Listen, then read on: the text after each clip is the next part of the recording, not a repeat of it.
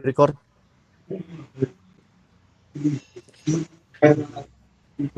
Yung aman. Mulai ya. Ya, yuk. Baik. Assalamualaikum warahmatullahi wabarakatuh. Sebelumnya perkenalkan kami dari kelompok 9 akan mempresentasikan hasil kerja kelompok kami yang berjudul Analisis Peramalan Penjualan dan Ketersediaan pada UMKM Mijebe Nyoi. Sebelumnya kami ucapkan terima kasih kepada Ibu Dia Novitasari STP MSI selaku dari dosen pengampu mata kuliah analisis sistem. Sebelumnya perkenalkan, nama saya Fajar Singgi Prasetyo dengan NIM 79 sebagai moderator. Lalu ada rekan saya, Yumna Hifa dengan NIM 35, Ahmad Haris dengan NIM 85, Ivenia Silki dengan NIM 107, dan Faisal Arifudin dengan NIM 115. Baik, selanjutnya akan dipresentasikan oleh rekan saya. Ya, selanjutnya ialah rumusan masalah. Di rumusan masalah ini ada 4 poin. Yang pertama itu, apa definisi dan tujuan dari forecasting dalam konteks usaha mikro kecil dan menengah atau UMKM? Yang kedua ialah, apa fungsi dari peramalan atau forecasting dalam konteks usaha mikro kecil dan menengah atau UMKM? Yang ketiga ialah, apa manfaat penerapan forecasting bagi pelaku usaha dalam rencana usaha untuk masa depan? Dan yang terakhir ialah, bagaimana nilai peramalan atau forecasting produk pada UMKM Mijebe Nyoi untuk bulan Juni 2025 menggunakan metode moving average 2 dan 3. Yang selanjutnya ialah latar belakang. Peramalan merupakan suatu upaya untuk memprediksi keadaan atau persediaan di masa depan dengan mengacu pada data-data dari periode sebelumnya. Peramalan dimanfaatkan untuk memperkirakan permintaan produk di waktu mendatang, sehingga manajemen persediaan dan proses produksi dapat dilakukan secara lebih optimal dan terencana. Forecasting biasanya digunakan dalam bisnis mikro kecil dan menengah atau UMKM untuk memperkirakan permintaan produk, penjualan, kebutuhan bahan baku, atau volume produksi dalam jangka waktu tertentu. Forecasting membantu bisnis melihat proyeksi masa depan secara terarah dan berbasis data daripada hanya mengandalkan intuisi atau asumsi. Yang selanjutnya akan jelaskan sama teman saya. Baik, di sini ada fungsi peramalan dalam UMKM. Yang pertama adalah untuk memprediksi permintaan produk di masa depan, sehingga pelaku usaha dapat menyesuaikan volume produksi dan stok barang secara tepat. Yang kedua, ada meningkatkan efisiensi operasional dengan merencanakan kebutuhan bahan baku, tenaga kerja, dan distribusi secara lebih akurat. Ketiga, menghindari pemborosan baik dalam produksi maupun inventory yang dapat menyebabkan kerugian finansial atau kehilangan pelanggan.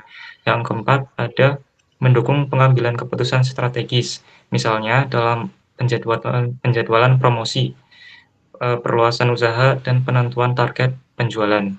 Next. Adapun manfaat penerapan peramalan pada pelaku usaha. Pertama, mendukung perencanaan usaha yang efisien. Kedua, mengatur produksi dan stok secara tepat. Yang ketiga, pengelolaan keuangan yang lebih baik. Yang keempat, peningkatan kepuasan pelanggan. Yang kelima, adaptif terhadap perubahan pasar dan tren konsumen. Yang keenam, membangun ketahanan usaha terhadap risiko. Dan yang ketujuh, mendukung pertumbuhan usaha yang berkelanjutan. Selanjutnya akan dilanjutkan oleh rekan saya. Kemudian profil usaha. Nama usaha Mijebe Nyoi, nama pemilik Devina Peggy Melati, tahun berdiri 2021, kuliner yang ditawarkan Gabingo, Hot Pangsit Nyoi, Mijebe, dan Chicken Roll. Status usaha, usaha milik pribadi, semua produksi dilakukan sendiri oleh pemilik. Next. Tabel dan grafik produk pada UMKM Mijebe. Di sini ada data penjualan. Nilai terkecil produk yang terjual itu pada Juni 2024 dan Mei 2025. Kemudian grafik permintaan. Grafik dipengaruhi oleh bulan masuk siswa, yaitu saat periode waktu libur sekolah, maka penjualan pada UMKM Mijebe Nyoi turun. Next. Selanjutnya dilanjutkan oleh rekan saya. Kemudian untuk perhitungan peramalan kami menggunakan Simple Moving Average 2 dan Simple Moving Average 3. Yang pertama yaitu Simple Moving Average 2. Simple Moving Average 2 atau periode 2 bulan digunakan untuk memperkirakan jumlah penjualan produk pada bulan Juni 2025.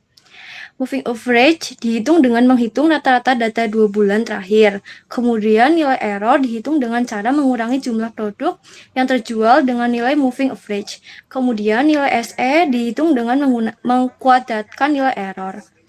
Seperti yang diketahui pada tabel, yaitu pada bulan Juli, produk yang terjual yaitu sebesar 650. Kemudian untuk moving average, diketahui 750. Hal ini dari 900 ditambah 600, kemudian dibagi dengan 2. Kemudian nilai error yaitu minus 100, yaitu dari 650 dikurangi 750, yang menjadikan nilai ini negatif. Kemudian nilai SE yaitu minus 100 dikuadratkan. Hal ini berlangsung hingga bulan Mei. Kemudian peramalan yang kami ketahui untuk bulan Juni yaitu sebesar 930 ditambah 600, kemudian dibagi 2, yaitu 765 produk yang terjual pada Juni 2025. Untuk nilai SSE dan MSE yaitu nilai SSE sebesar 815.475 dan nilai MSE sebesar 74.134. Lanjut ke SMA 3. Untuk Simple Moving Average 3 ini yaitu periode 3 bulan. Sama seperti sebelumnya, namun Moving Average 3 ini dibagi dengan 3. Jadi kami mulai dari bulan Agustus, yaitu diketahui produk yang terjual sebesar 840, kemudian moving average atau forecasting yang kami dapatkan yaitu 716,67, yaitu dari 900 ditambah 600 ditambah 650 dibagi dengan 3.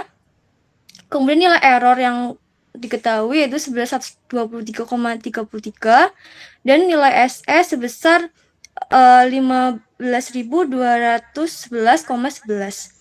Untuk peramalan dari Juni 2025 untuk nilai Simple Moving Average 3 yaitu sebesar 910, yaitu dari 1.200 ditambah 930 ditambah 600 dibagi dengan 3. Kemudian nilai SSE dan MSE yaitu nilai SSE sebesar 814.900 dan nilai MSE sebesar 81.490. Untuk penjelasan lebih lanjut mengenai MSE dan SSE akan dipaparkan oleh rekan saya. Baik, selanjutnya yaitu ada SSE atau Sum of Square Error. Nah, SSE ini adalah jumlah dari kuadrat selisih antara nilai aktual dan nilai hasil peramalan dalam suatu model prediksi. SSE ini memiliki rumus yaitu adalah SSE sama dengan sigma N I sama dengan 1 dalam kurung AI min FI dalam kurung kuadrat.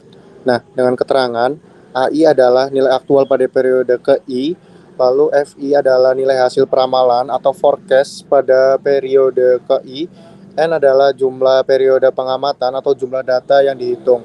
Lalu ada AI min FI adalah error atau selisih antara data aktual dan hasil peramalan pada periode ke I. Lalu selanjutnya ada MSE atau mean square error. Nah, MSE ini adalah salah satu ukuran statistik yang digunakan untuk mengevaluasi tingkat akurasi suatu model peramalan atau prediksi. MSE dihitung dengan cara mengambil rata-rata dari kuadrat selisih antara nilai aktual dengan nilai hasil prediksi yang dihasilkan oleh model. Nilai MSE yang lebih kecil menunjukkan bahwa hasil prediksi model semakin mendekati data aktual, sehingga model dianggap memiliki kinerja yang lebih baik. Lalu MSE ini menggunakan rumus MSE sama dengan 1/N, sigma NT sama dengan 1 dalam kurung DT min FT dalam kurung kuadrat. Dengan keterangan N adalah jumlah data atau observasi atau periode, DT adalah data aktual pada periode ke T, lalu FT adalah data hasil ramalan atau forecast pada periode ke T. Lalu selanjutnya ada kesimpulan. Hasil analisis menunjukkan bahwa pemilihan panjang periode dalam metode Simple Moving Average atau SMA memberikan dampak yang signifikan terhadap hasil peramalan. Metode SMA 2 yang menggunakan dua bulan terakhir sebagai dasar perhitungan menghasilkan prediksi sebesar 765 unit dengan nilai MSE sebesar 74.134. Sementara itu, menggunakan metode SMA 3 yang menggunakan 3 bulan terakhir menghasilkan prediksi sebesar 910 unit dengan nilai MSE sebesar 81.490.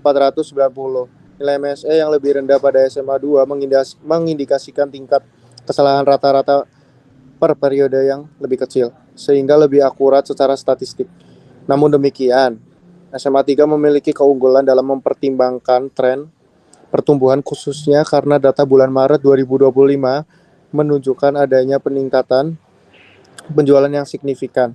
Jika tujuan peramalan lebih menekankan pada akurasi dan kestabilan hasil, metode SMA 2 lebih direkomendasikan. Namun sebaliknya, apabila terdapat indikasi kuat adanya tren kenaikan dalam data historis, maka metode SMA 3 dapat dipertimbangkan sebagai alternatif yang lebih adaptif terhadap perubahan tren pasar. Ya, selanjutnya ada lampiran dokumentasi.